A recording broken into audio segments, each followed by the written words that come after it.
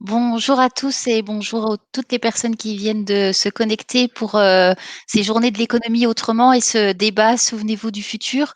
Avant de démarrer le débat, il était important pour nous de remercier Alternative économique et toute l'équipe de l'organisation pour ces journées de l'économie autrement qui sont véritablement des occasions de penser notre société collectivement et de se donner des moyens par la connaissance d'agir et justement de mettre en place des alternatives. Vous indiquez également que si la présentation qu'on va faire au cours de ce webinaire vous intéresse, vous pouvez laisser votre mail sur le chat et nous vous enverrons avec grand plaisir le diaporama. Alors, en termes d'objectifs pour cet après-midi, vous prévenir tout d'abord qu'on a adapté notre atelier aux contraintes du numérique. Nous avions envisagé un atelier en présentiel où l'objectif était de construire ensemble un planisphère des possibles à l'échelle de la Bourgogne-Franche-Comté. Cela nous a semblé impossible à réaliser sur une plateforme numérique et donc on a un petit peu adapté le contenu de l'atelier de cet après-midi.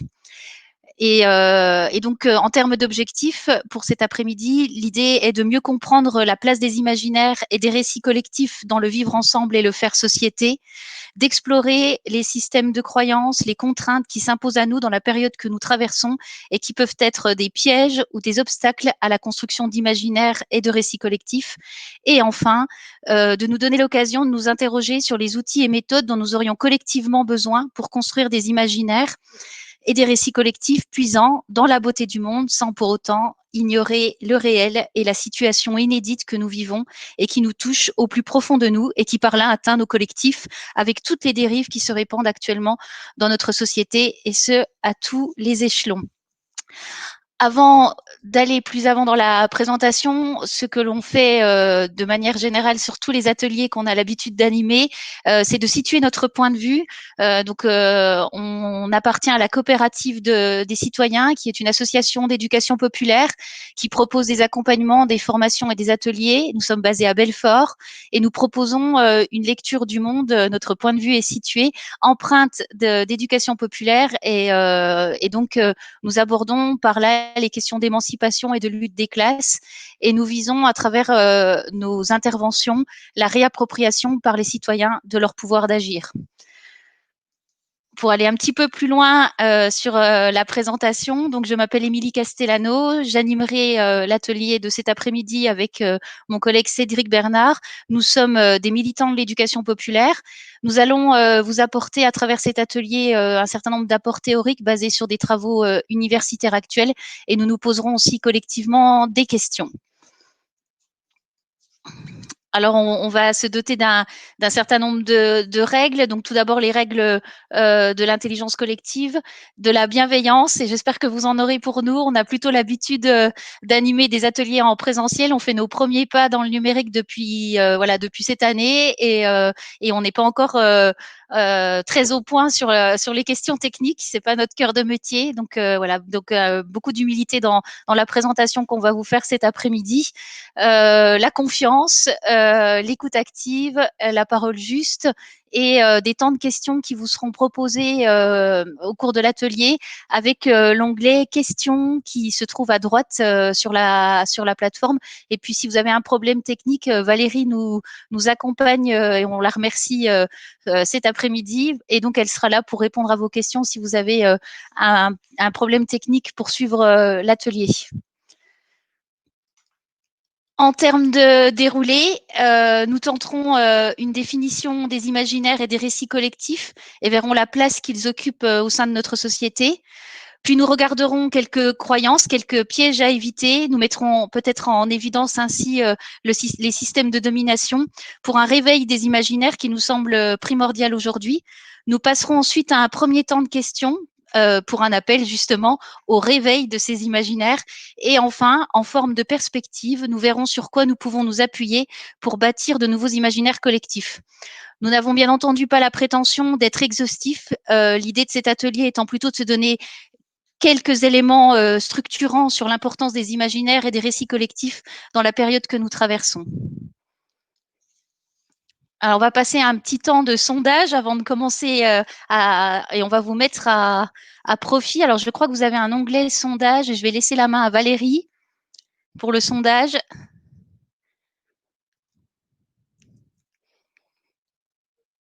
Je crois qu'il apparaît. Alors pour l'instant, moi, je ne le vois pas.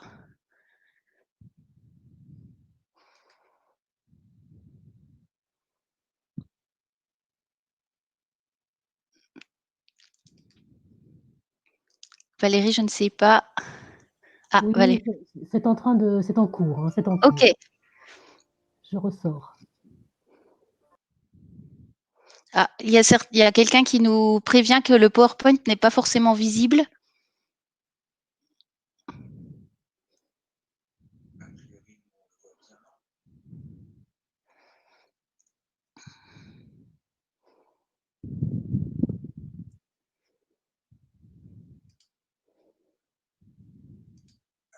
Peut-être qu'il faudrait retenter une connexion.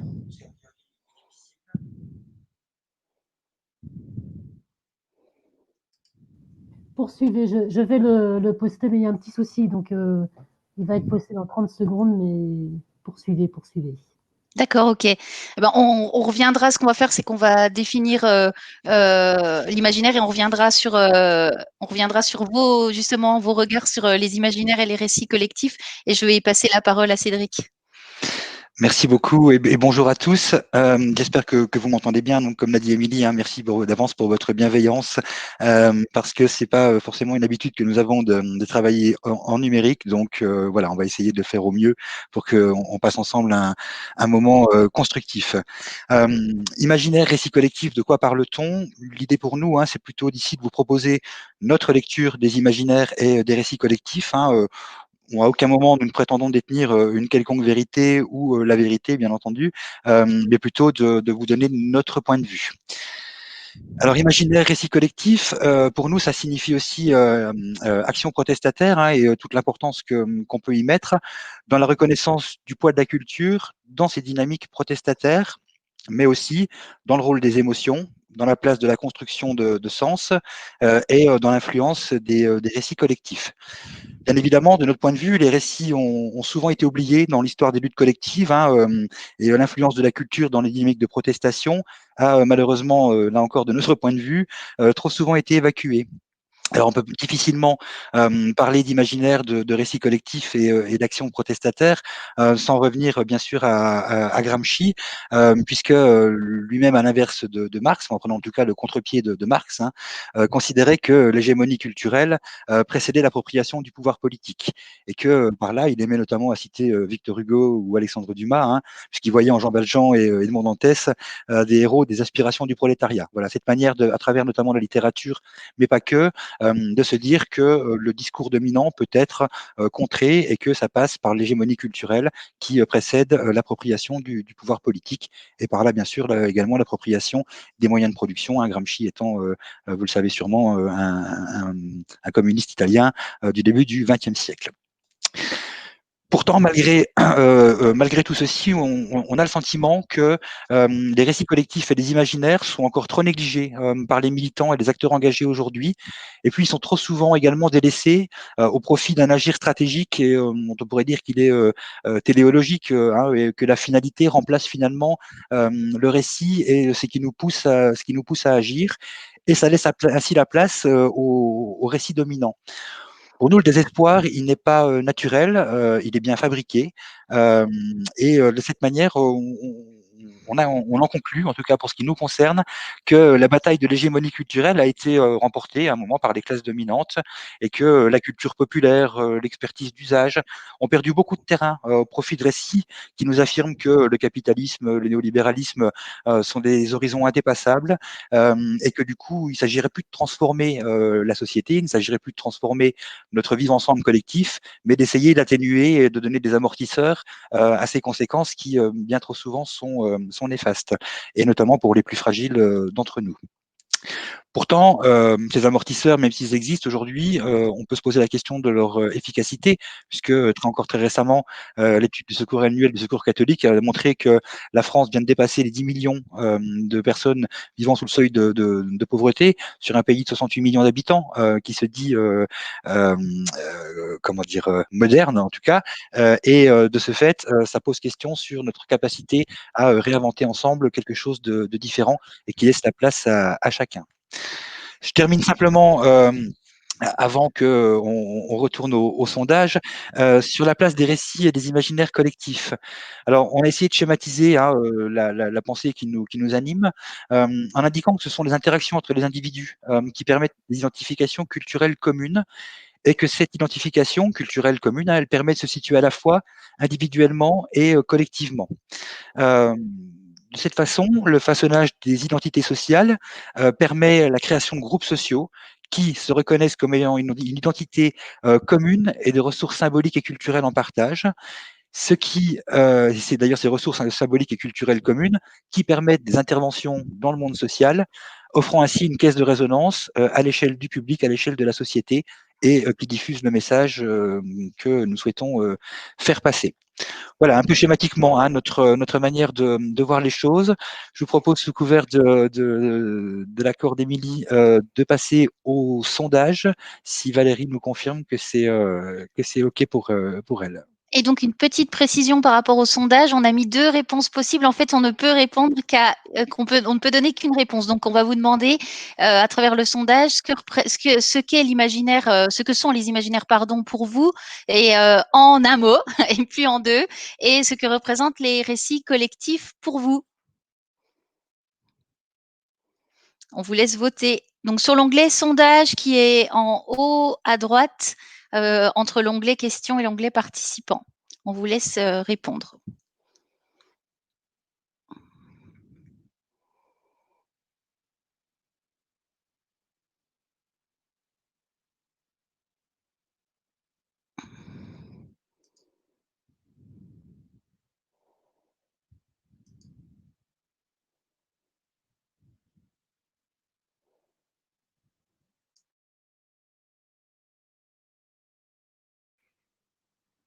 Alors effectivement, comme l'indique Valérie, n'hésitez pas à voter. Hein. C'est un sondage qu'on a construit, donc il est peut-être, il est même nécessairement orienté.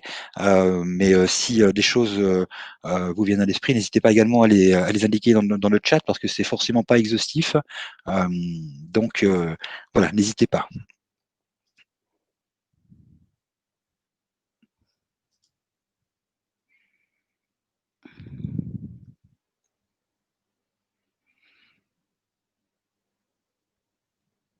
Alors Jean-Claude nous dit qu'effectivement, les réponses plurielles sont prises en compte, même si elles n'apparaissent pas au moment de répondre.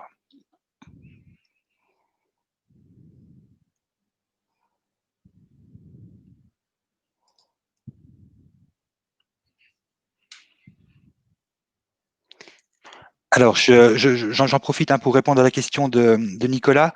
Alors, effectivement, là, on a parlé d'Antonio Gramsci.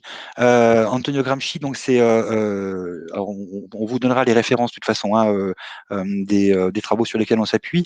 Antonio Gramsci, c'est donc un communiste italien du début du XXe siècle, hein, qui est un théoricien à la fois du communisme, mais aussi de l'histoire de l'hégémonie culturelle sur l'appropriation des moyens de production. Voilà, il vient prendre un peu le contre-pied de Marx sur cette question. Marx et Engels considérant que c'est l'appropriation des moyens de production qui permettait de diffuser le discours dominant, et lui vient prendre le contre-pied en disant qu'il est nécessaire de lutter sur l'ensemble des courants intellectuels pour pouvoir ensuite s'approprier le pouvoir politique. Je vais vous mettre l'orthographe et puis la référence. Voilà, je vous la mets dans le chat.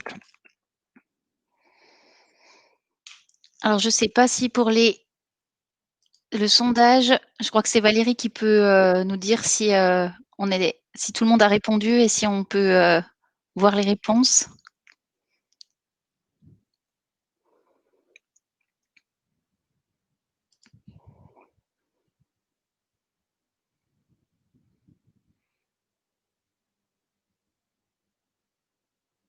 Ah, Valérie nous dit que peu de gens ont répondu, mais on va quand même, regarder les réponses et puis on va entrer dans le concret comme nous le demande Sébastien.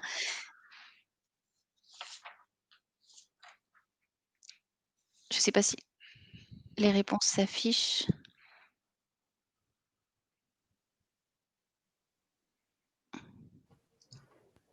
Rebonjour, je suis vraiment désolée. Normalement, ça devrait s'afficher aussi sur votre plateforme à vous, mais je vois que non.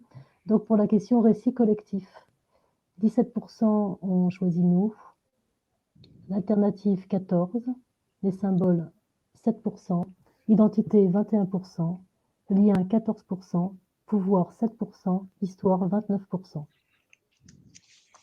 D'accord, merci. Et pour l'imaginaire, idéal 14%, mythe 14%, vision 29%, utopie 21%, fiction 14%, rêve 7%.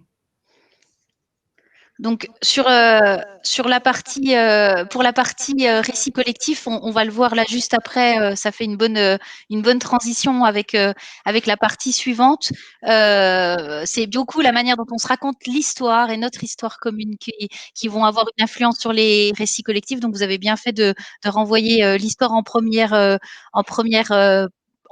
lieu. Et pour la partie imaginaire, si j'ai bien entendu, c'est l'utopie qui vient devant.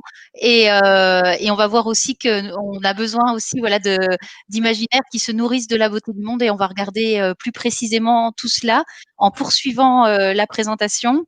Et donc, réveiller les imaginaires, oui, mais on vit aujourd'hui sous un certain nombre de contraintes ou de croyances qui peuvent nous empêcher, voilà, de réveiller ces fameux imaginaires. On vous en propose une lecture rapide parce qu'on a un temps court pour vous présenter tout cela. Et donc, on va vous présenter 4 croyances ou 4 contraintes parmi d'autres certainement que nous avons décidé de caractériser de la manière suivante. Donc, en premier lieu, le culte à travers l'histoire et les récits éducatifs des super-héros. Croyance numéro 2, contrainte numéro 2, la croyance en la fin de l'histoire qui s'est diffusée au début des années 90 avec la chute du bloc soviétique. Croyance numéro 3, l'adhésion à la dystopie au sein de la période actuelle, mais qui est née au XXe siècle avec, à travers l'horreur des guerres qui a peu à peu fait plonger nos sociétés dans une forme de réassurance par le pire. Et la dernière croyance, le phénomène du ressentiment qui a explosé avec l'avènement des réseaux sociaux et qui peut paralyser, on va le voir, la démocratie à plusieurs endroits. Nous allons donc vous présenter ces 4 contraintes ou 4 pièges ou 4 croyances plus précisément. Alors, première croyance, nous avons besoin d'imaginaire collectif et pas de nouveaux héros. C'est-à-dire qu'aujourd'hui, nous considérons que le monde se retrouve face à des défis colossaux et d'une complexité inouïe. On pense bien sûr au changement climatique, au partage des richesses produites à travers le monde, à la question des dominations diverses et variées, à la question des violences, violences faites aux femmes, violences faites aux enfants, particulièrement dans cette, qui a pris une ampleur particulière durant cette période de confinement. Et pour autant, on a le sentiment qu'on continue à croire que un seul homme ou une seule femme peut changer à elle seule ou à lui seul le cours des choses. Il faut attendre notamment les travaux de Fernand Braudel pour introduire une lecture collective de l'histoire et pas seulement à travers celle d'hommes, pour le coup, essentiellement, qui voilà, laissent de côté la vision collective de la marche de l'histoire. Et on voit bien dans la manière dont elle nous a enseigné que les victoires sont souvent celles d'un homme, et rarement d'une femme d'ailleurs, mais que les défaites sont en règle générale celles du collectif, ce qui nous pose quand même une vraie question de la lecture que nous avons de l'histoire, y compris si on se penche sur l'histoire du communisme au XXe siècle, on en retient essentiellement le parcours de certains hommes, mais on en retient un peu les valeurs fondamentales qui ont conduit à la mise en place du communisme, et on en a une lecture très individuelle pour le coup. Et on a l'impression que cet homme, ce Messie qu'on attend, entre guillemets, c'est lui, qui par ses choix impose son rythme. Donc, est-ce que nos imaginaires ne déforment-ils pas dangereusement en fait la réalité en survalorisant le rôle d'un individu au détriment du collectif? Bien sûr, hein, une fois de plus, si on relit l'histoire, elle est biaisée, hein, puisque encore très récemment dans l'histoire de France, la figure du général de Gaulle apparaissant comme le sauveur est celle que l'on retient la plus aisément et n'est pas nécessairement la totalité, l'entièreté de l'histoire.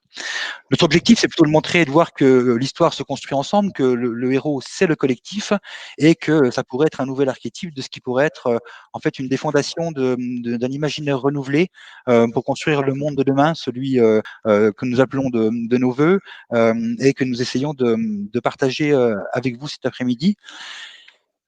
Nouvel avatar de la verticalité et de la domination pour nous, c'est l'exemple très récent de l'élection de Joe Biden aux États-Unis, qui a soulevé un enthousiasme certain dans beaucoup de dans beaucoup de domaines et excusez-moi, et qui en fait presque entre guillemets un sauveur, nous donne l'impression que le fait que Joe Biden ait battu Donald Trump à l'élection fait de lui ce sauveur, et qu'il suffirait qu'il appose ses mains sur le monde pour en changer le cours et réécrire l'histoire.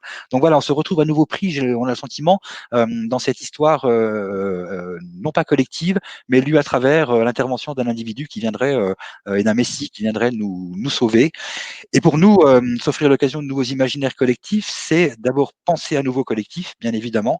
Et il existe d'ailleurs des collectifs d'historiens, d'experts de sciences de l'éducation qui travaillent sur ces sujets actuellement et qui travaillent à une relecture collective de l'histoire. Ça nous paraissait important de le signaler à ce moment-là.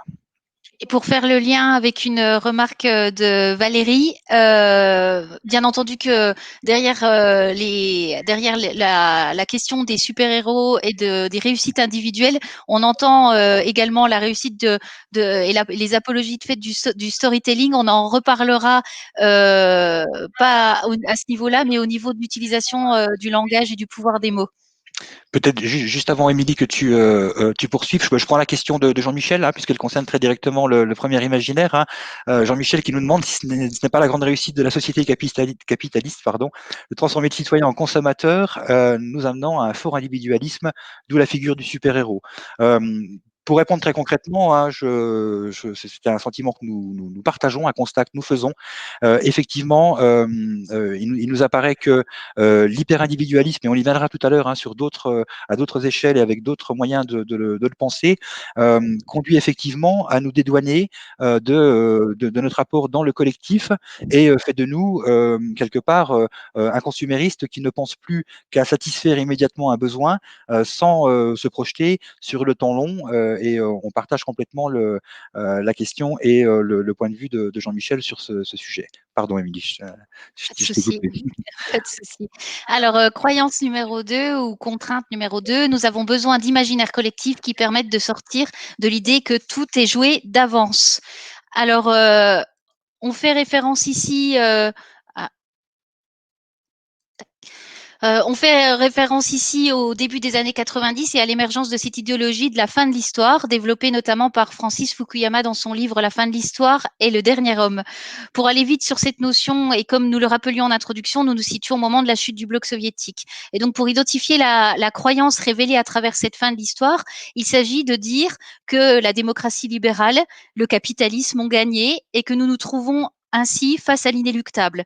Nous vivrions donc dans une société créée d'avance où l'unique choix est de s'adapter.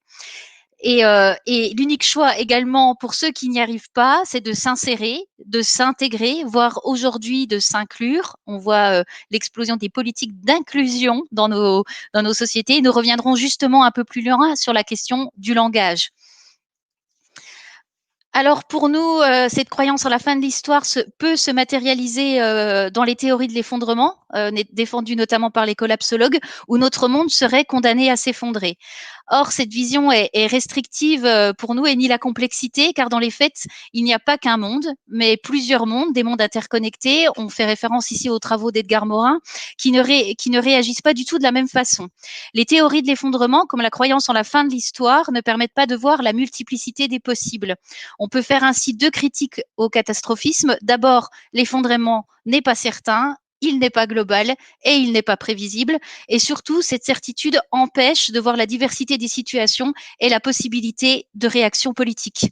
On peut donc dire, on fait référence aux travaux de Catherine et Raphaël Larère quand on parle de ça, est politiquement inoffensive, elle est même dépolitisée, nous encourageant à nous prendre en charge de manière individuelle, privée et de manière de nouveau individualiste. Elle s'inscrit par là dans l'idéologie libérale. Et même si tout n'est pas acheté, loin de là, dans ce courant, son côté bulldozer tétanise un peu toute velléité d'action collective, sans même parler d'espérance ou d'optimisme. Car oui, croire en l'effondrement, c'est faire l'économie d'une révolution sociale et politique. Cela empêche concrètement les luttes collectives. Et pour nous, s'offrir l'occasion de nouveaux imaginaires collectifs et pour en finir avec la fin de l'histoire, nous faut sortir de l'idée qu'il n'y a qu'un monde et qu'il ne peut être autrement. Il nous faut changer de croyance et sortir de l'idée de l'impuissance de l'action politique. Il y a une multitude de luttes sociales partout dans le monde pour essayer d'améliorer les choses, pour obliger les pouvoirs publics à agir. On vous en présentera quelques-unes en fin de présentation et je crois qu'il y en a une en cours en ce moment dans plusieurs villes de France. Et si vous souhaitez aller plus loin donc sur cette critique de l'effondrement, nous vous conseillons le livre fraîchement sorti de Catherine et Raphaël Larère, Le pire n'est pas certain, essai sur l'aveuglement catastrophiste. Troisième croyance ou contrainte, hein, c'est selon, nous avons besoin d'imaginaires collectifs qui luttent contre les dystopies. Il existe aujourd'hui des fictions sur commande qui se mettent au service des multinationales et de l'armée notamment, et qui pour nous permettent aux classes dirigeantes non pas de prévenir les chocs, mais justement de les anticiper pour y survivre et y gagner un avantage concurrentiel. On a découvert très récemment un rapport de l'Agence de l'innovation de défense, qui est donc une agence rattachée au ministère de la Défense français, ce rapport qui est baptisé Imaginer au-delà, qui annonce la création alors je cite, d'une Red Team, excusez mon accent anglais, une cellule chargée d'imaginer l'avenir. Alors elle serait composée d'auteurs de science-fiction, pour être très concret, et elle serait chargée de, je cite encore, challenger l'exercice prospectif institutionnel.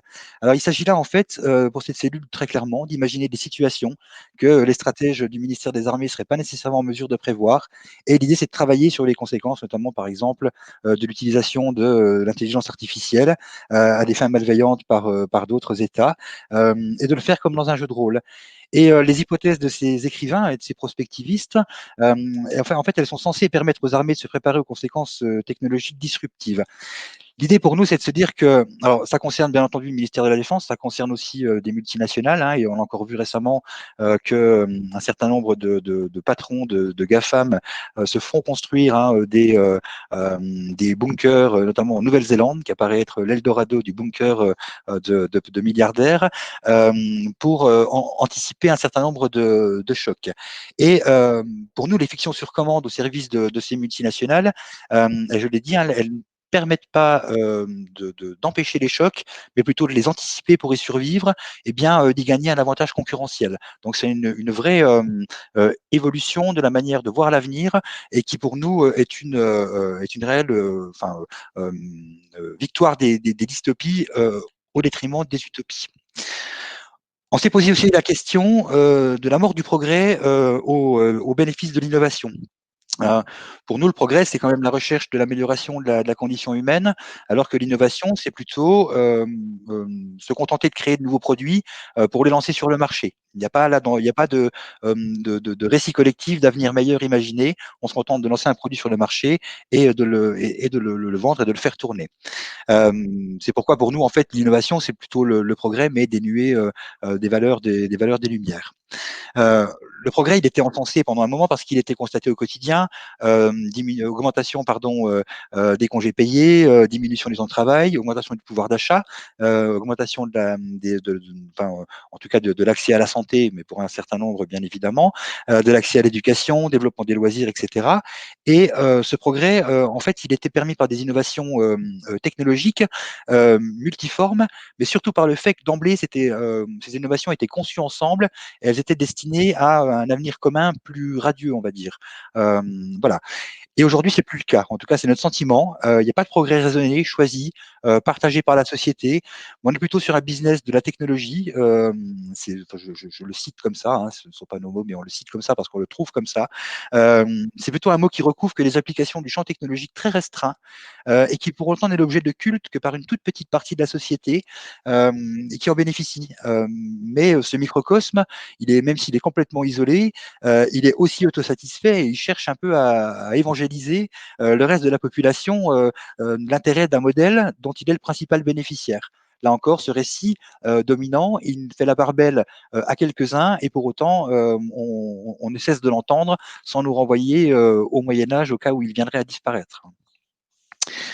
Dernier élément de réflexion, on a repris 1984 pour une raison simple, c'est que on s'est aperçu il y a encore quelques temps que les ventes de 1984 reprenaient, les moteurs de recherche fleurissaient de recherche sur le sujet, et on s'est demandé si ce n'était pas une prophétie autoréalisatrice parce que en y faisant beaucoup appel au cours de la crise actuelle, ce phénomène montre à la fois l'importance des dystopies, mais aussi l'importance des récits collectifs à sa manière. Donc voilà, c'est un peu un paradoxe, mais on s'est interrogé sur cette question en se disant aussi que pour la science, le recours à la science-fiction, finalement, c'est une manière de renforcer des promesses, des récits qui viseraient non pas à prédire, mais plutôt à rendre inéluctables des trajectoires technologiques, qui a installé une forme de déterminisme, on va le dire comme ça, qui faciliterait l'acceptation de ces technologies.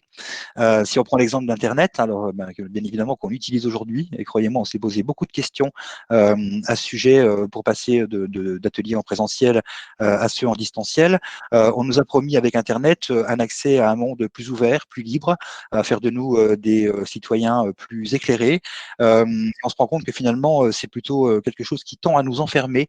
J'ai eu l'occasion de travailler avec un président de conseil général à l'époque qui s'appelait Michel Dinet, et qui avait coutume de dire, parce que il était très enclin des questions d'éducation populaire, qui avait coutume de dire que les réseaux sociaux, finalement, ce sont l'addition de nos solitudes.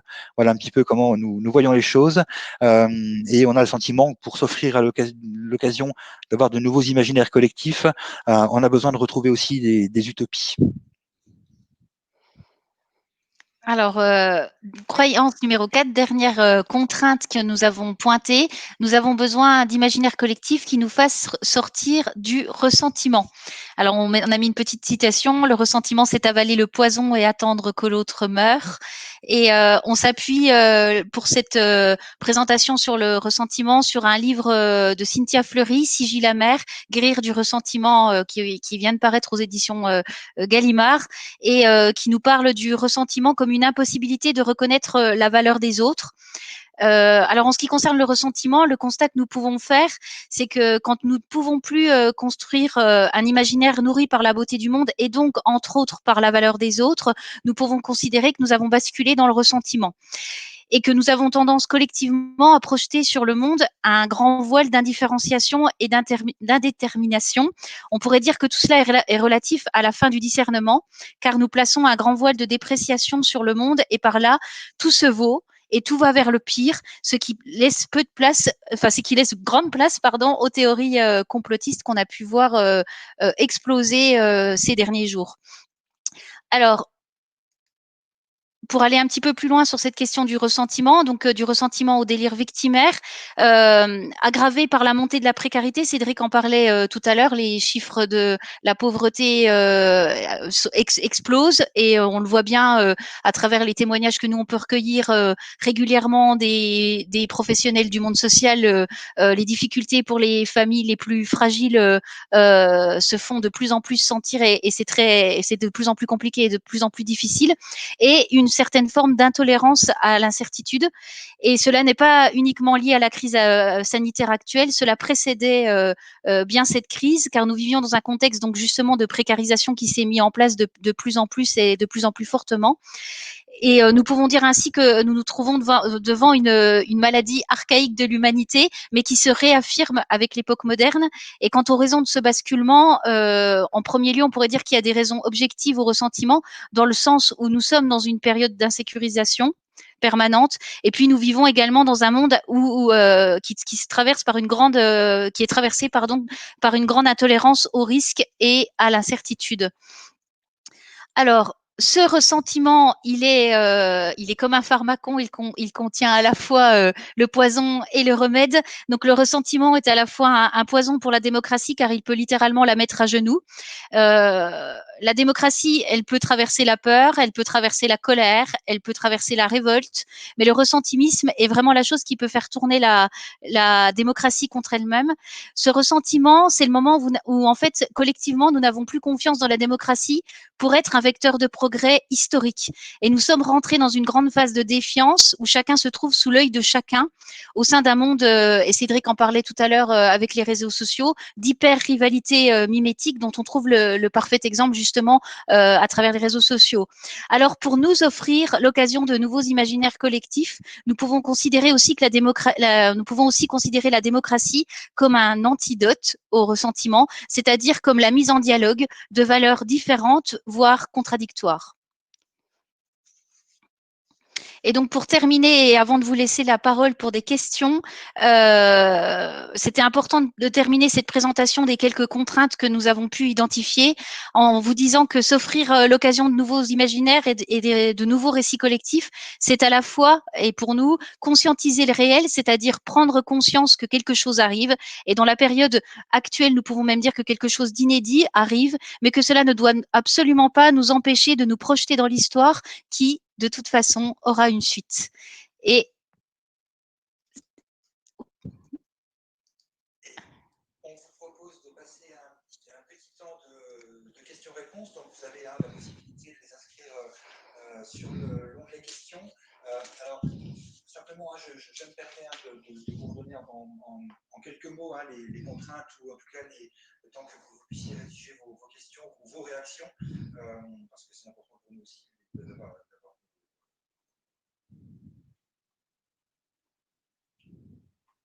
Excusez-moi, merci Nicolas. Effectivement, mon micro a été coupé, il se coupe automatiquement. Pardon. Donc, oui, merci beaucoup. Donc, on souhaitait avoir un petit temps de questions-réponses avec vous, recueillir vos réactions. C'est important pour nous aussi, bien entendu, de vous entendre, de vous lire pour le coup. Et l'idée était de vous redonner les quelques contraintes que nous avons pointées en tout cas. Et c'est notre point de vue, on le rappelle, c'est pas une vérité, c'est notre lecture des récits collectifs et des imaginaires.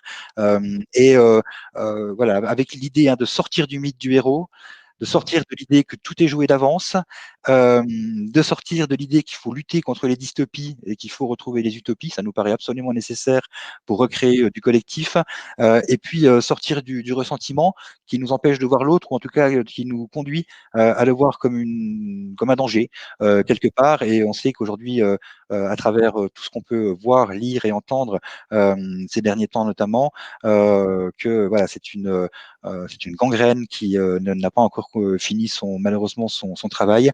C'est vrai que on se sent un peu parfois abasourdi par la multiplicité de ces coups qu'on prend, mais pour autant, voilà, c'était notre manière de dire que il ne faut pas cesser de lutter, mais que ça ne peut pas se faire sans prendre en compte ces contraintes, ou en tout cas ces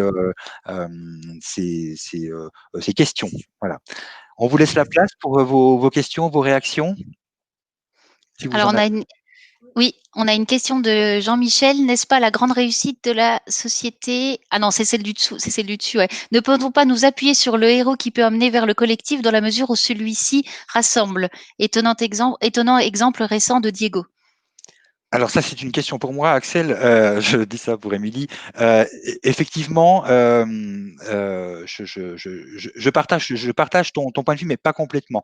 Je partage ton point de vue dans le fait que Diego Maradona est devenu pour beaucoup, et notamment pour les plus fragiles, un héros. Mais j'ai vraiment l'impression que c'est à travers, c'est important cette histoire collective, et en faisant de sa propre destinée quelque chose ramené au collectif, qu'il a permis ça en fait. et je trouve que, pour le coup, en plus, il a eu une histoire cabossée par la suite. Du coup, je trouve que voilà, il portait ça, mais il dépassait sa propre personne et sa propre individualité pour le porter. Même si je suis d'accord avec toi, hein, que ça a joué un rôle et que par moment, on a peut-être besoin qu'une tête dépasse, mais on y viendra tout à l'heure. Ça nous paraît intéressant aussi que si elle dépasse, ça ne se fasse pas au détriment du collectif, en tout cas. Je ne sais pas si j'ai répondu à ta question, mais et voilà, en tout cas, c'est notre point de vue. Alors, une autre question de Nicolas. Si on leur apporte des solutions en cours en cours de récit, les dystopies ne restent-elles pas intéressantes? Bien sûr, elles sont un regard important sur là où nos comportements peuvent nous amener, ou en tout cas, elles nous permettent de mettre des garde-fous. Mais en aucun cas, enfin, nous, ce qui nous était important de montrer, c'est comment ces dystopies peuvent devenir des sortes de prophéties autoréalisatrices, et où en fait il n'y aurait plus de chemin que de celui de sombrer dans ces dystopies. C'est un peu l'idée qu'on défendait en parlant de réassurance par le pire, en fait. Et en fait, ce qui nous semblait important, c'est de sensibiliser à cette tendance qu'on peut avoir, alors je dis pas chacun d'entre nous, mais qu'on peut avoir collectivement, pour le coup, à chercher dans ces histoires une forme de compréhension du réel. On l'a vu aussi avec les théories complotistes qui ont émergé ces derniers temps, et voilà, qui ne sont pas nées d'aujourd'hui pour autant, et qui montrent bien que en fait on se cramponne à ces récits en se disant c'est ce qu'on est en train de vivre, ça nous réassure d'une certaine manière, parce que d'un seul coup on comprend, ça nous donne l'assurance de comprendre, mais en même temps que ça nous donne l'assurance de comprendre, ça nous bloque. J'ajouterais juste un petit complément et effectivement, Nicolas ajoute, hein, pose la question de la dystopie qui passe forcément par une histoire véhiculant la peur. J'ai envie de dire oui, enfin d'une certaine manière, en tout cas, la dystopie nous conduit à un futur qui n'est pas enviable au regard de celui qui l'écrit, en tout cas. Voilà, elle est peut-être enviable au regard de certains qui la lisent. J'ajouterais juste un élément sur Émilie l'a dit tout à l'heure, ça nous paraît vraiment fondamental. Euh, L'effondrement, par exemple, la théorie de l'effondrement, pour nous, c'est une dystopie. Le grand danger de cette question, c'est bien de se dire que puisque l'inéluctable va arriver, il n'y a plus d'imprévisible, et que les solutions que vous proposez d'apporter, Nicolas, finalement, dans ce récit, elles ne sont plus envisagées. Et c'est bien ça qui nous chagrine, pour le dire avec un euphémisme, c'est bien ça qui nous chagrine, parce que pour le coup, nous restons convaincus que si on ne bouge plus, si on ne lutte plus, on retourne chacun à son individualité. Je n'ai absolument rien à titre personnel contre les gens qui font cette démarche de dire moi je m'extrais de la société parce qu'à un moment je pense que l'effondrement arrivant, je vais m'en protéger. Nous sommes plutôt sur, et c'est ce que vous proposez, plutôt sur un courant qui consiste à dire que on peut apporter des solutions et qu'une dystopie elle n'est pas définitive, mais que si on y apporte des solutions et qu'on réécrit collectivement ce récit, l'histoire elle ne s'écrit pas sans nous. Voilà. Et on regarde pas l'histoire passée, mais c'est bien nous qui l'écrivons collectivement. Alors, une question de Jean-Michel. Les utopies peuvent se construire au sein des collectifs, partis politiques, syndicats, associations, et on voit dans quel état sont ces collectifs. Les seuls collectifs sont très sectoriels, et sur une question individuelle, quelle piste? Alors, on partage bien entendu le constat des partis politiques, syndicats, associations qui ont joué, quoi qu'on en dise, dans le passé, et même encore aujourd'hui à certains endroits, ce rôle-là d'écriture et de constitution de récits collectifs et de combats. Quelle piste, pourrait être acteur associatif, hein, par ailleurs, pour nous, la piste, et c'est une question de remise en question permanente, c'est de se demander justement pourquoi on fait les choses, quel sens ça a, quelle place on veut prendre. Et on est pris, hein, comme tous les acteurs associatifs, dans les questions de subvention, de pas subvention, d'appel à projet, d'innovation permanente. Enfin voilà, toutes ces contraintes, hein, qui nous poussent quelque part à perdre ce discours militant au profit d'un discours de fonctionnement ou d'un discours d'institutionnalisation de notre propre structure pour des questions de perdurabilité perdurer et de continuer. Et on est traversé par ces questions pour te dire, voilà, c'est des échanges presque quotidiens sur ce qu'on fait, pourquoi on le fait, comment on le fait, et à qui on s'adresse, et c'est quoi le plus important, etc. Et pour moi, enfin voilà, une des pistes pour moi, c'est de revenir, et nous on a à cœur, en tout cas sur notre territoire, de poser les questions, de se poser les questions à nous, mais aussi de les poser collectivement aux structures qui nous entourent, associatives, dans le domaine social, culturel, et j'en oublie et encore plein d'autres, en leur disant mais justement quelle place de militant on doit avoir, quel projet de société on porte, et collectivement comment on se relie, comment on coopère les uns avec les autres pour représenter véritablement une force. Et je crois que là, si on parle d'économie sociale et solidaire, c'est par cette coopération entre acteurs et cette conscience de vivre et de partager, d'avoir un monde en commun et une vision du monde en commun. Et il faudra à un moment donné qu'on se pose la question de quel récit au pluriel on met en œuvre autour de ces projets communs. Mais pour nous, c'est par là, quoi. Alors, il y a encore une série de questions, et puis qu'on va prendre, et puis après on poursuivra si vous le voulez bien, parce que on a voilà un temps à tenir. Christiane, donc, qui dit que nous vivons dans une société étouffante, et qui se demande comment l'imaginaire peut nous sauver. C'est vrai que les livres de science-fiction actuels sont plutôt pessimistes. Ils écrivent rarement des utopies.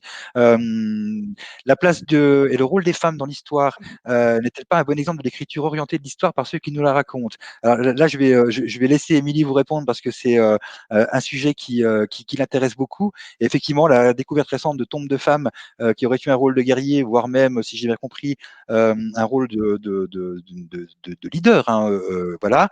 Je vais laisser Émilie répondre. Juste avant, il y avait sur le chat un exemple qu'Axel citait sur la commune de Los-Sangoël. Donc, c'est intéressant de le signaler et de vous le montrer. Et Patrick, qui demandait si l'urgence d'un récit collectif à construire ne concerne pas une société post-croissance si difficile à caractériser. Mais je laisse Émilie répondre sur la question de la place de la femme dans l'histoire.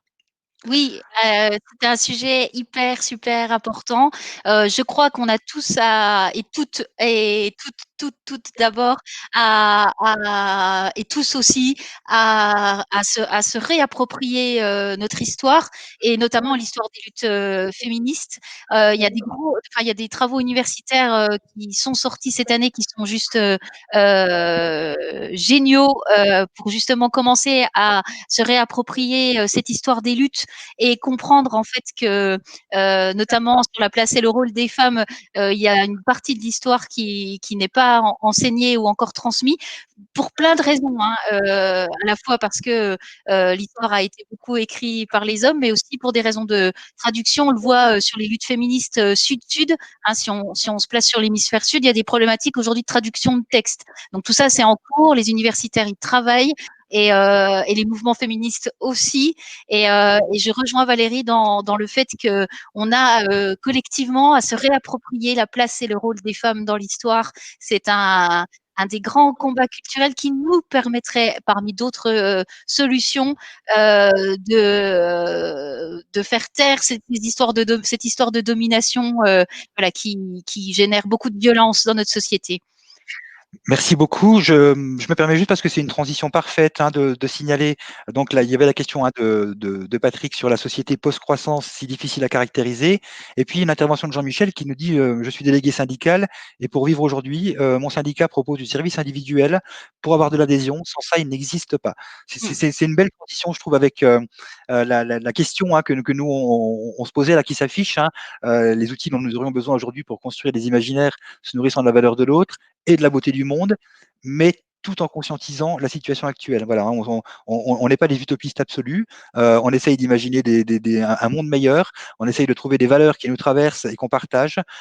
C'est ce qu'on essaye de faire aujourd'hui avec vous, et on vous remercie beaucoup pour toutes ces questions, toutes ces remarques qui voilà, nous permettent aussi d'échanger avec vous. Et puis là, on était un petit peu sur les contraintes et ce qui pouvait nous enserrer. On va essayer d'avoir maintenant une vision un peu plus en termes de perspective par rapport à ces questions-là. Et moi, je voulais juste, avant de passer à ça, revenir sur la remarque de Patrick sur la société post-croissance si difficile à réaliser. C'est un état des lieux qu'on a souvent partagé. Et justement, en fait, déjà de prendre conscience que à quel point on vit, c'est ce qu'on essayait de vous montrer dans la première partie, à quel point on vit sur ce modèle de société où plus rien d'autre ne peut exister, ce qui fait qu'on est carrément dans l'impossibilité d'imaginer ce que serait un monde sans croissance, en fait. Et ça montre bien qu'on a tous besoin de se nourrir de dialogue, enfin voilà, des valeurs des autres, des envies des autres, des besoins des autres, et qu'on a besoin de retravailler ce récit collectif pour nous permettre d'imaginer un monde post-croissance.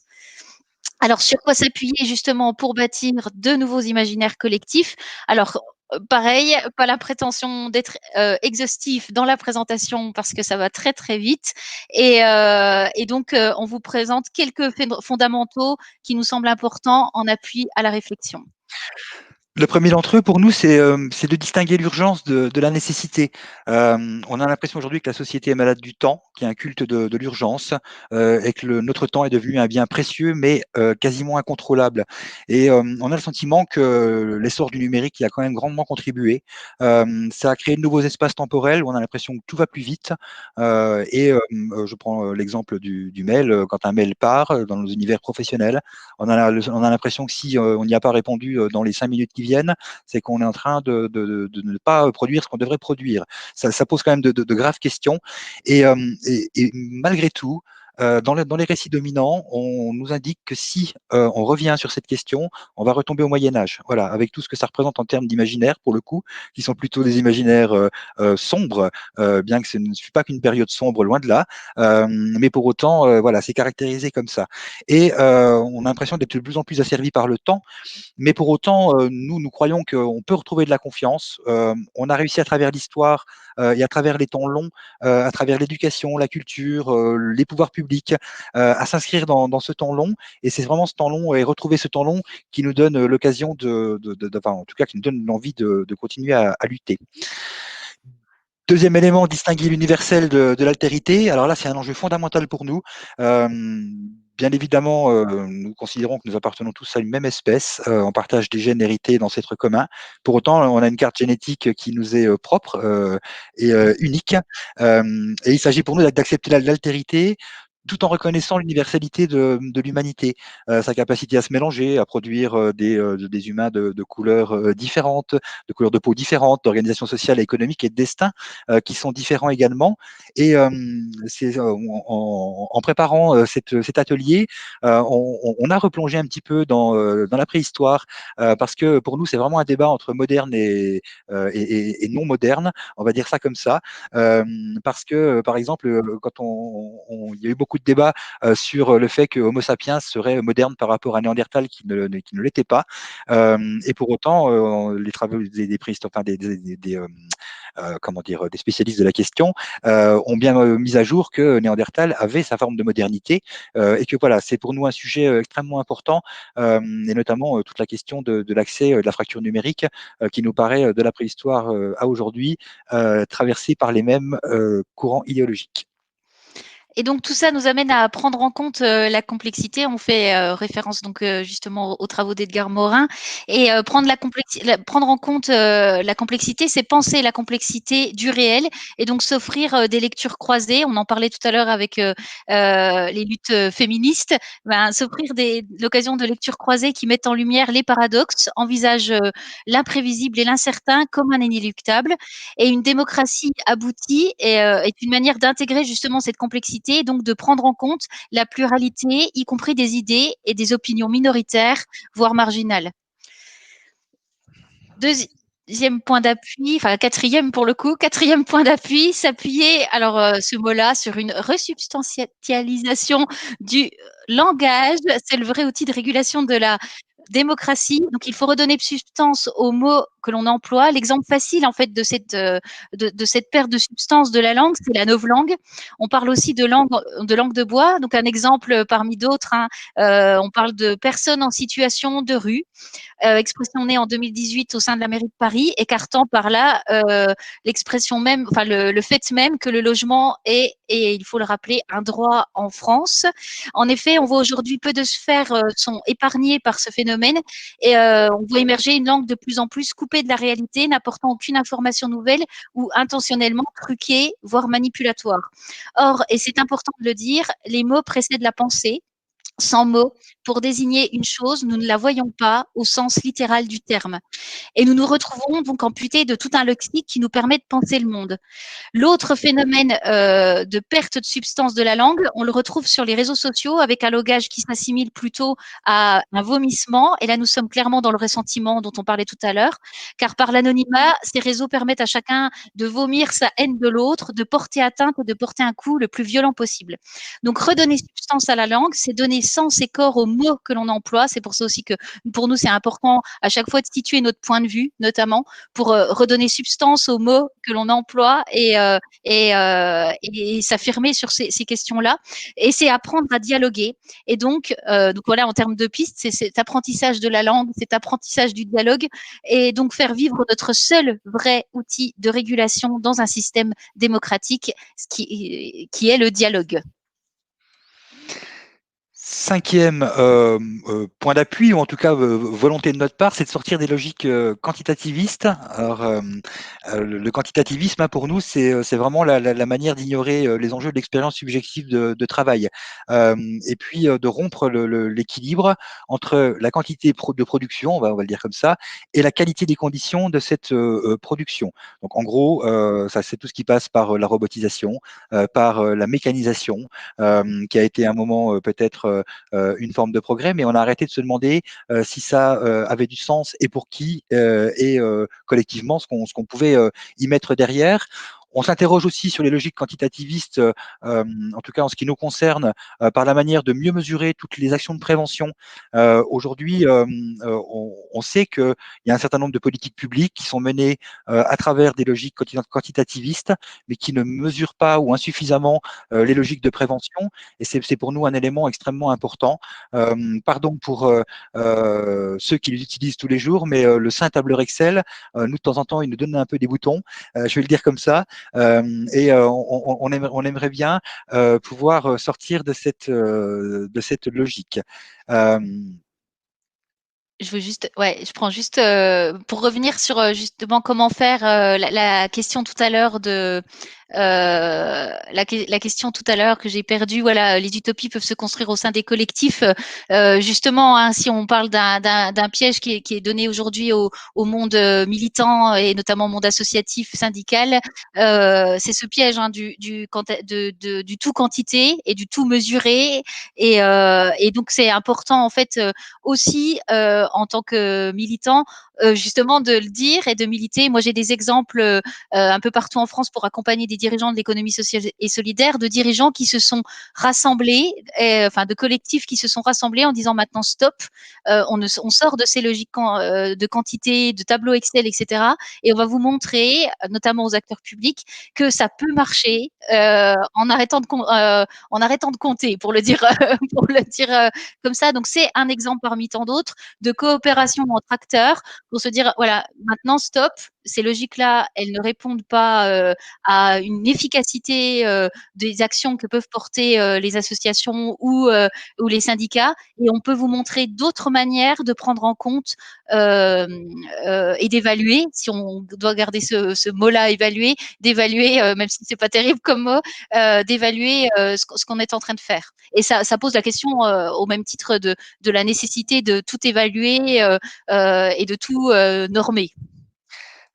Merci beaucoup pour ce complément, Émilie. Alors, avant de répondre à la question de Valérie sur la multiplication des anglicismes, question que j'adore, je termine juste la présentation parce que c'est le dernier élément sur lequel nous on souhaite s'appuyer. Ce sont les exemples de résilience pour restaurer la confiance. On l'a vu très récemment à travers, par exemple, le mouvement des Gilets jaunes. On le voit aujourd'hui encore à travers les ZAD, notamment. Il y a des expérimentations qui consistent à retrouver de l'horizontalité, à sortir de ce qu'on a dit tout à l'heure, du culte du chef, du culte du Messie, et à se dire que chaque expérience vaut le coup et que retrouver du collectif, c'est aussi redonner du sens à cette lutte. Donc voilà, et c'est refaire société à des échelles parfois différentes. Ce qui pose la question de la mondialisation et de la manière dont la mondialisation, son pendant finalement, c'est l'hyper-individualisme. On nous a vendu quelque chose de très ouvert et on se rend compte qu'on est très enfermé finalement. Et de se dire à certaines échelles, on peut recréer ces collectifs, on peut recréer ces utopies. Ça nous paraît voilà, excessivement intéressant de se dire qu'il y a de la résilience quelque part et que c'est aussi au fondement de la restauration de la confiance. On vous propose un petit temps, il nous reste un petit quart d'heure, si je compte bien. Alors, on a écrit conclusion. C'est pas vraiment une conclusion parce que, bien évidemment, on vous l'a dit, il n'y a pas de vérité en nous. En tout cas, on n'a pas l'impression d'en porter une quelconque. On s'interroge très souvent d'ailleurs sur comment on peut amener ces éléments de réflexion.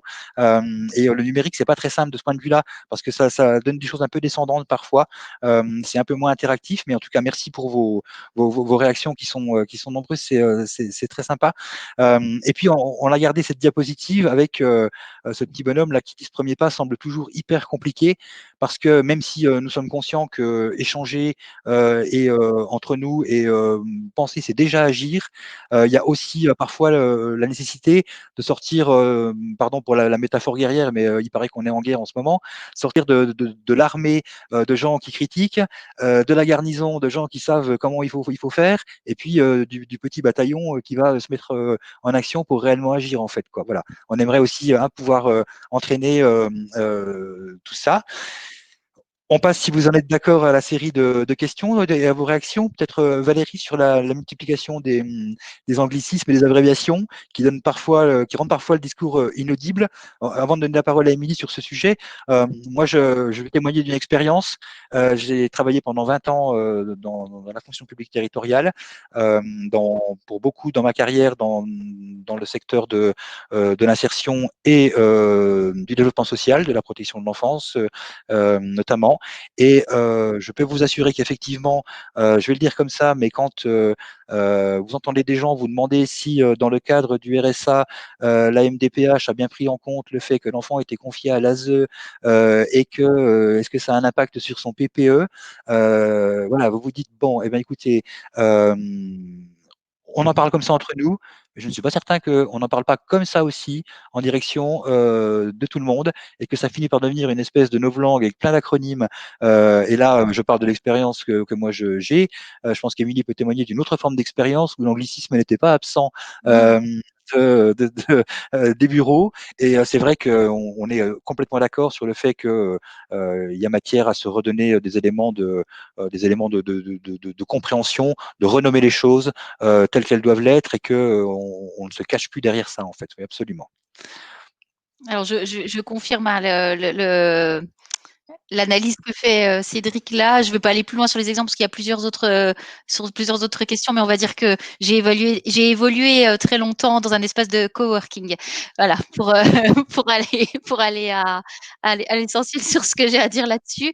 On voit Patrick nous dire résilience est un terme galvaudé, retour au stade initial ou rebond vers quelque chose de nouveau.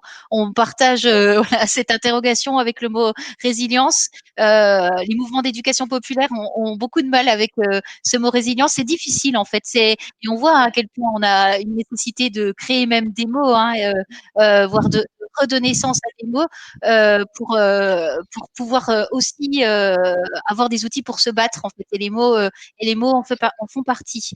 Alors une remarque d'Axel, pour transformer, il faut se transformer et pour cela il faut avoir des espaces pour cette transformation intérieure. Or notre société permet difficilement de développer ces espaces, d'où des gens qui osent peu imaginer des utopies. Alors je ne saurais qu'approuver pour avoir animé un tiers-lieu pendant plusieurs années et avoir eu beaucoup de difficultés d'appui de ce tiers-lieu, entre autres difficultés, mais d'appui de ce tiers-lieu, c'est très difficile aujourd'hui voilà, d'ouvrir ces espaces et aussi de faire vivre ces collectifs en fait. Hein, quand on a des collectifs avec des points de vue très différents, ça demande du temps long.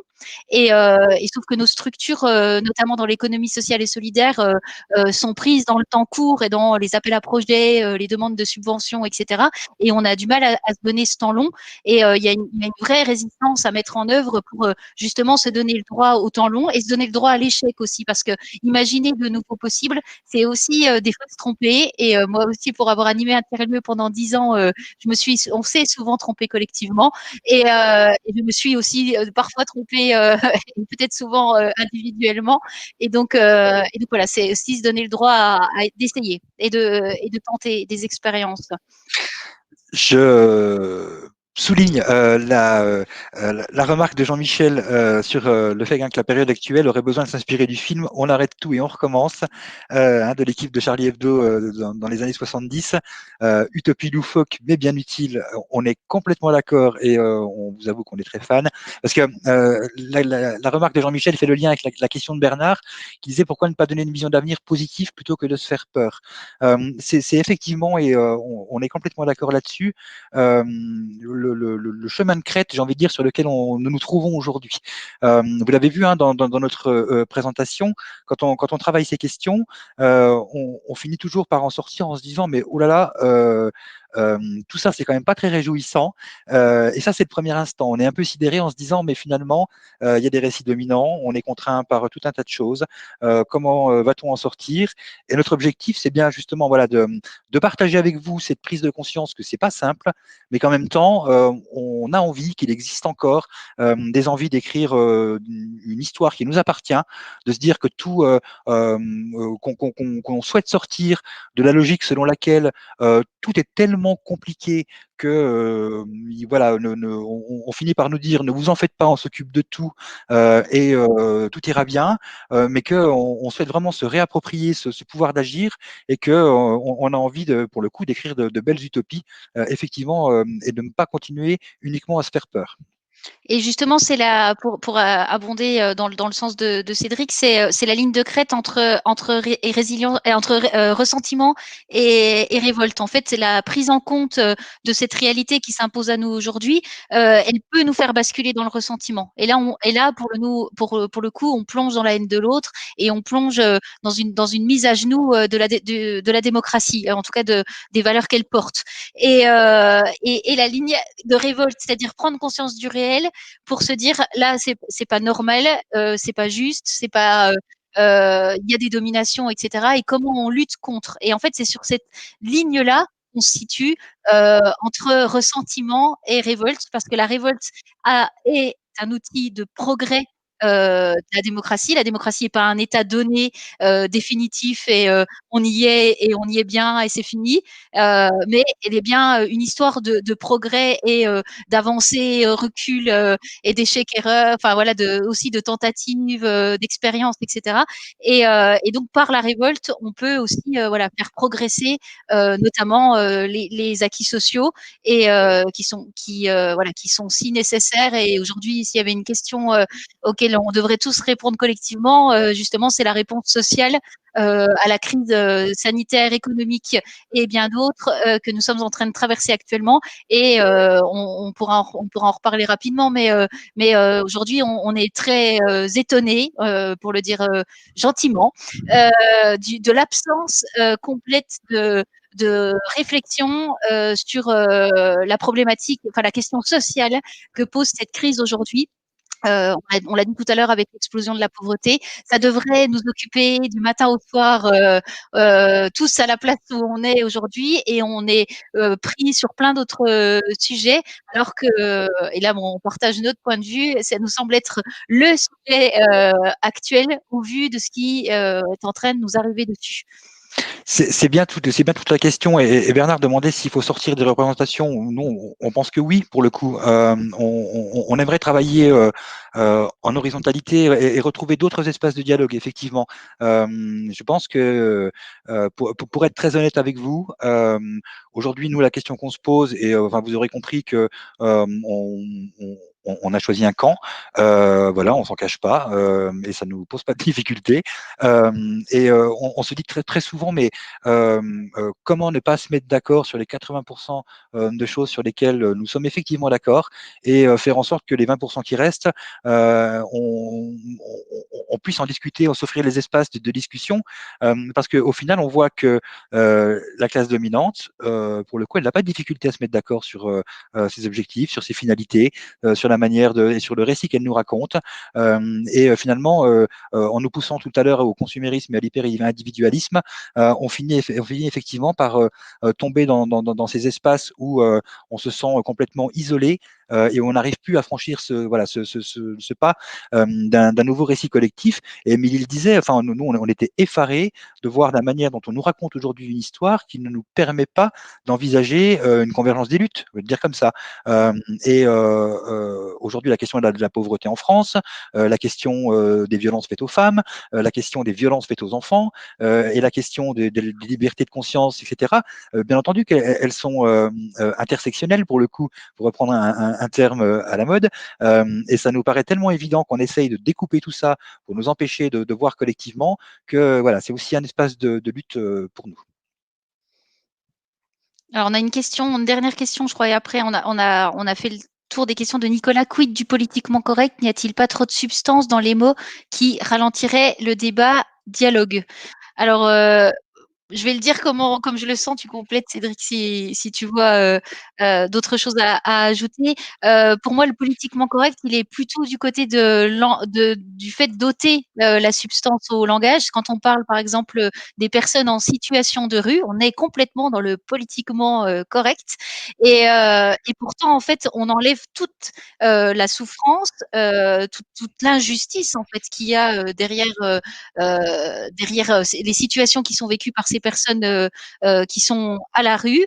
Et en évacuant cette question-là, on évacue par là même la question de se révolter, d'autant que le logement, pour parler encore une fois de cette situation-là, est un droit en France et pas un privilège pour certains, et que cette question-là, elle devrait être réglée par l'application simple du droit et des lois qu'on s'est données pour vivre collectivement les uns avec les autres. Donc il n'y a pas de solution à trouver, il y a une application de la loi à faire, et simplement une application de la loi à faire.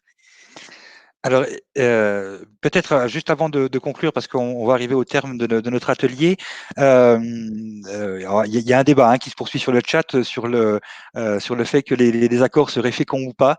Nous-mêmes, parfois, nous avons des débats sur le caractère fécond ou pas des désaccords. Ça nous arrive, et heureusement d'ailleurs qu'on discute nous-mêmes et qu'on n'est pas complètement toujours sur la même ligne, même si Axel le disait avec le sourire, hasta la Vittoria siempre, pourquoi pas. Mais en même temps, ça nous arrive également, voilà, de ne pas être d'accord, et tant mieux. Ça nous paraît important. Jean-Michel qui dit, petite anecdote, nous venons de recevoir un SMS de gouv.fr, les commerces rouvrent. Voilà, donc c'est là encore c'est le récit, le storytelling qui continue. Ça donne des exemples effectivement, voilà, qui sont aussi parlants de la manière dont on communique, de la manière dont on est assommé aussi d'informations, et voilà, qui peuvent être parlants aujourd'hui. Pour préciser juste une chose, alors il y a Axel qui nous dit les désaccords fondent la démocratie, bien entendu. Hein. Je sais, enfin voilà, je sais pas si on s'est mal exprimé sur ce point, certainement d'ailleurs. Pour nous, les désaccords et le conflit sont sont une des bases de la démocratie. Et aujourd'hui, justement, on a perdu cette notion-là du désaccord et de l'animation en fait du conflit. Un conflit, ça ne se gère pas, ça s'anime, on regarde ce qu'il y a à l'intérieur du conflit, on fait vivre ce conflit, parce que derrière ces conflits, en fait, il y a des choses qui sont, c'est par là que peuvent naître des initiatives, des idées, des projets, enfin voilà, des envies. C'est par ce conflit lui-même, et les désaccords sont primordiaux dans un système démocratique. Alors, Jean-Michel nous demande, oui, si on peut dire un mot sur nos actions Ouais. sur Belfort. On avait prévu effectivement de vous donner quelques. C'est peut-être un peu tard pour le faire très concrètement et de le décliner. Par contre, on va vous inviter, on va vous donner nos coordonnées, où vous pourrez trouver toutes les infos sur Belfort, parce que on va clôturer. Oui, il nous reste 2 minutes, si je me trompe pas. Et donc, juste vous dire qu'on a mis toutes les références bibliographiques dans le diaporama. On demandera aux organisateurs si c'est possible de vous le transmettre par mail à l'issue des débats. Et vous dire que, oups là, je suis allée trop vite. Vous dire que on est basé à Belfort, on s'appelle la Coopérative des citoyens, on est une association d'éducation populaire. On a un site internet qui s'appelle www.lacoopérativedescitoyens.fr. On est joignable également par mail avec agir@lacoopérative des citoyens. Et donc, on propose des ateliers d'éducation populaire en ce moment en numérique parce qu'on n'a pas le choix, mais on préfère de très très loin le présentiel sur les questions de société à destination plus particulière des publics dits fragiles, même si c'est encore un mot qui est pas terrible, mais voilà, des publics éloignés du débat, voilà, qui sont éloignés, qu'on éloigne du débat, je vais le dire comme ça, c'est mieux, qu'on éloigne des débats publics, et donc avec vraiment à cœur d'encourager, voilà, et de permettre à tout le monde de pouvoir comprendre, se réapproprier ces questions-là. On accompagne également des associations et des structures d'éducation, des structures du monde de l'économie sociale et solidaire sur des questions de gouvernance partagée, de projets associatifs, etc., et de militantisme. Et quand le cœur leur en dit, on accompagne des collectivités territoriales également sur ces questions-là quand elles souhaitent réellement travailler sur des dynamiques de participation. Il nous reste très exactement 1 minute pour vous remercier très sincèrement pour votre bienveillance, pour tous ces échanges qui nourrissent aussi nos réflexions, nos actions. On a vraiment un souhait de les partager. Donc, n'hésitez pas, hein, on est vraiment à votre disposition aussi si vous voulez échanger avec nous. Vous avez toutes les coordonnées sur le site internet. Voilà, en tout cas, on tenait à vous remercier vraiment très sincèrement pour votre participation, pour votre bienveillance aussi, parce que c'est pas toujours évident. On essaye de faire de notre mieux. Mais en tout cas, un grand merci à vous. Merci, oui, merci beaucoup. Et puis, au plaisir de pouvoir se rencontrer en vrai, et pour de vrai, au-delà des écrans et des réseaux. Merci à tous et bonne continuation pour les journées de l'économie autrement. Je crois qu'il reste la conférence de clôture. Et donc, on va se retrouver à la conférence de clôture peut-être. Et merci encore pour les journées de l'économie autrement et à Alternative économique et aux équipes d'organisation, à Valérie aussi, Merci, Valérie. qui nous a aidés au cours de cette présentation. Merci à tous pour tout ce que vous nous avez apporté. À très bientôt.